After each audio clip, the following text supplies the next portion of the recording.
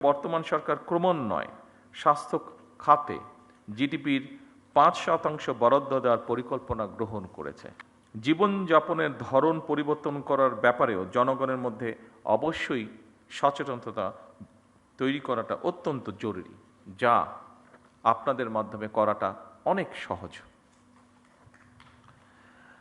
আমার কাছে আরেকটি বিষয় মনে হয়, সেটি হচ্ছে ভেজাল এবং পুষ্টি সচেতনতা খাদ্য নিশ্চিত করা শহর হচ্ছে জেলা পর্যায়ে উপজেলা পর্যায়ে বেশি সহজ, কারণ প্রতিরোধ ব্যবস্থাপনায় জনস্বাস্থ্য সুরক্ষার মৌলিক ভিত্তি।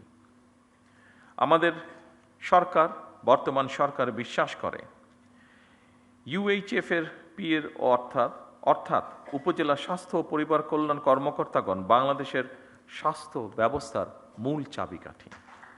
মানসম্মত চিকিৎসা ব্যবস্থা বা চিকিৎসা সেবা সাধারণ মানুষের দৌড়গড়ে পৌঁছে দেওয়ার কর্মযজ্ঞে উপজেলা স্বাস্থ্য কর্মকর্তা এবং সদস্যগণ প্রথম সারির যোদ্ধা। হেলথ কেয়ার ম্যানেজমেন্ট এবং হেলথ কেয়ার অ্যাডমিনিস্ট্রেটিভ ম্যানেজমেন্টের একটি অপরটির সঙ্গে অঙ্গাঙ্গিভাবে জড়িত। একজন উপজেলা স্বাস্থ্য ও পরিবার পরিকল্পনা কর্মকর্তাকে নিজ নিজ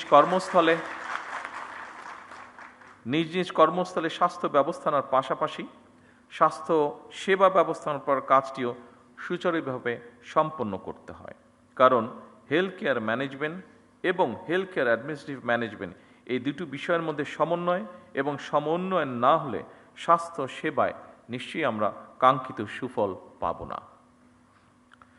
স্বাস্থ্য খাতে ওষুধ শিল্প, চিকিৎসা সামগ্রী, স্বাস্থ্য সেবা, মডার্ন হেলথ টেকনোলজি এবং মেডিকেল বায়োটেকনোলজির মতন অনেকগুলো দিক রয়েছে।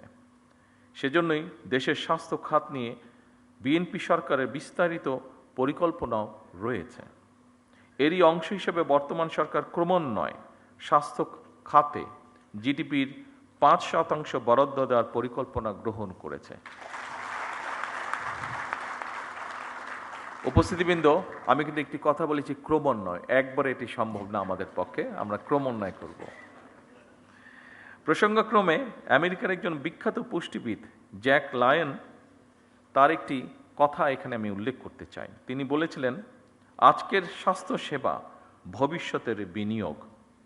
এ কারণেই যুক্তরাজ্যের ন্যাশনাল হেলথ সার্ভিস NHS-এর জেনারেল প্র্যাকটিশিয়ান জিপির আদলে প্রতিটি উপজেলা এবং পর্যায়ক্রমে প্রতিটি ইউনিয়নে একটি করে প্রাথমিক স্বাস্থ্য সেবা ইউনিট স্থাপন করা যায় কিনা সেটি আমাদের চিন্তাভাবনার মধ্যে রয়েছে।